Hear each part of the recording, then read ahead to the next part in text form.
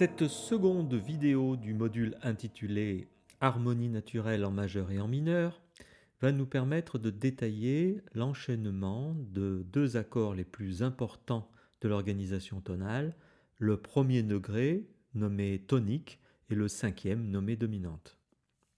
Ces deux degrés sont associés à deux fonctions harmoniques du même nom, la fonction tonique, qui est le centre de gravité de la tonalité. Elle correspond toujours à un repos, une détente.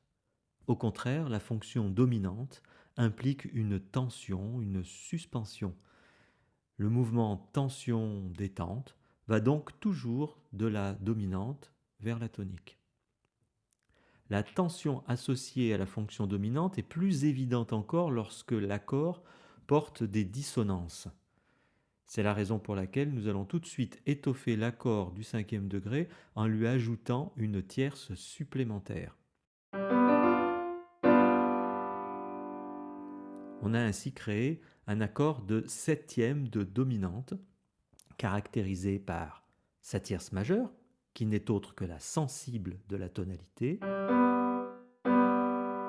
une quinte juste et une septième mineure, qui est en relation de quinte diminuée avec la tierce. Cet accord est le même dans les deux modes, majeur ou mineur. Son chiffrage est particulier, on doit indiquer la septième, la quinte et surtout que la tierce est la sensible. En France, on utilise un signe plus pour indiquer cette sensible. Ce devrait donc être 7, 5, plus 3. Mais l'usage est de résumer l'accord avec les deux signes qui sont les plus significatifs, 7 plus. Comme pour les triades, on peut renverser cet accord, c'est-à-dire choisir une autre note que la fondamentale à la basse. Comme il y a 4 notes, il existe 4 positions, donc 3 renversements, dont les chiffrages répondent au même principe. Le premier met la sensible à la basse et est caractérisé par une sixte et une quinte diminuée.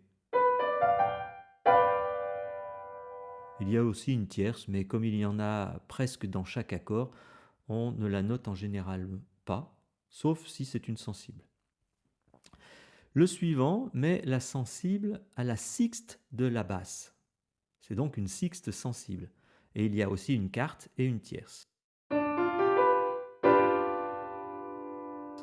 Plus 6, 4, 3. Se résume en général par plus 6 tout seul. Enfin, le dernier renversement met la sensible à la quarte. 6, plus 4, 2. Qui se résume toujours par plus 4. Noter tous les intervalles n'est pas une faute en soi, mais il vaut mieux utiliser les chiffrages conventionnels abrégés, 7 plus, 6 5 barré, plus 6, plus 4. En cours, nous apprendrons à les reconnaître à l'écoute. Comme pour les accords de trois sons, les septièmes de dominante sont les mêmes en majeur et en mineur. Donc, Sol, Si, Ré, Fa, dans notre exemple, est aussi bien la septième de dominante de Do majeur que de Do mineur. C'est exactement identique. Quelques exercices s'imposent, il me semble. Le premier donne 7 accords. Il faut définir si ce sont des accords de septième de dominante ou non. Si oui, quel est le renversement et donc le chiffrage? Il faut reconstituer mentalement la superposition des tierces et contrôler les intervalles, tierce majeure, quinte juste, septième mineure, puis trouver le renversement. Petit bonus qui rend l'exercice complet, définir pour tous les accords qui sont des dominantes à quelle tonalité, au pluriel, majeure et mineure, ils appartiennent. Arrêtez la vidéo pour réaliser ce travail à votre rythme. La solution vient juste après.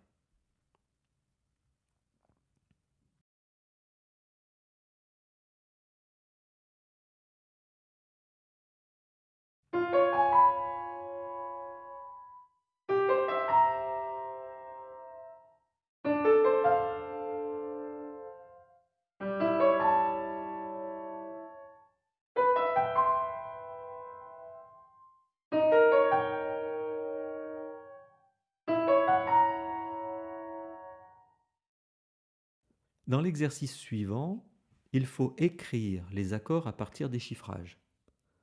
En position fondamentale, c'est assez facile. Lorsqu'il s'agit d'un renversement, il faut tout d'abord trouver la fondamentale à partir de la note qui est à la basse.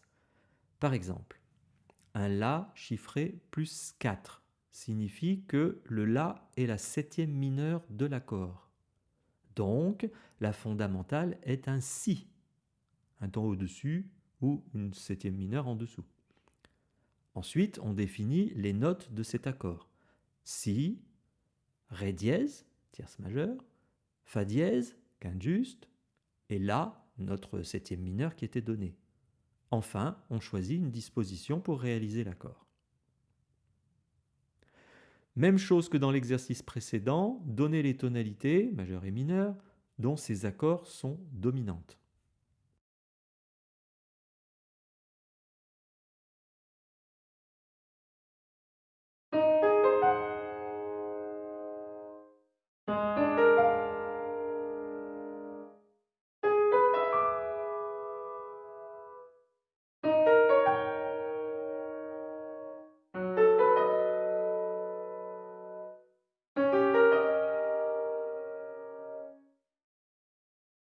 Cette tension dont nous avons parlé, la tension due aux dissonances, demande une résolution et implique des mouvements obligés. La sensible va monter sur la tonique, un demi-ton au-dessus, alors que la septième va descendre pour se résoudre sur la tierce de l'accord de tonique. Ces mouvements obligés vont nous aider à reconnaître les renversements, car la basse a un mouvement obligé dans deux cas. Si elle est sensible, attirée vers la tonique, elle doit monter d'un demi-ton. Si elle est septième, elle doit se résoudre en descendant.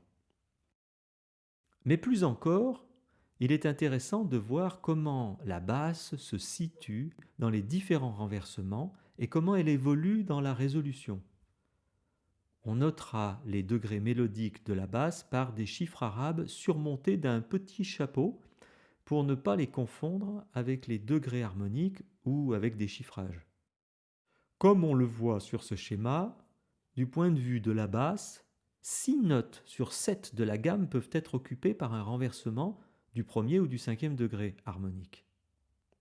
Pour le sol, commun aux deux accords, il y a même le choix entre 5, 7+, et 1, 6, 4. Dans un premier temps, on mettra ce 1, 6, 4 de côté. On en reparlera plus tard. Bien évidemment, on pourrait construire exactement le même schéma à partir d'une gamme mineure, et quelle que soit la tonalité, c'est toujours identique.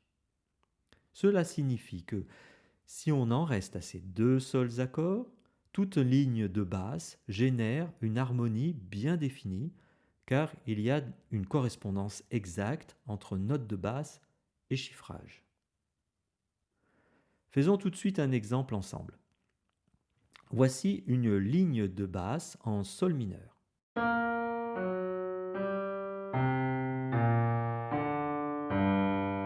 J'indique dans un premier temps les degrés mélodiques de cette basse, avec leur petit chapeau.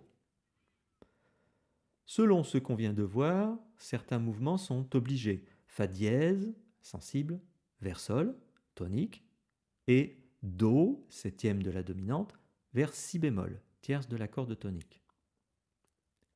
Les chiffrages sont ensuite directement associés à ces degrés mélodiques selon les correspondances définies ci-dessus. C'est donc, on pourrait dire, automatique. Enfin, on peut réaliser les trois autres voix en tenant compte des mouvements obligés et en faisant bouger le moins possible chaque voix. Pour le moment, c'est les seules règles que nous utiliserons.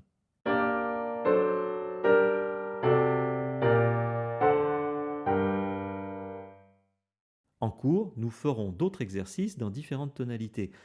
La meilleure approche pour acquérir des réflexes est d'inventer, puis de réaliser au clavier différentes basses dans tous les tons.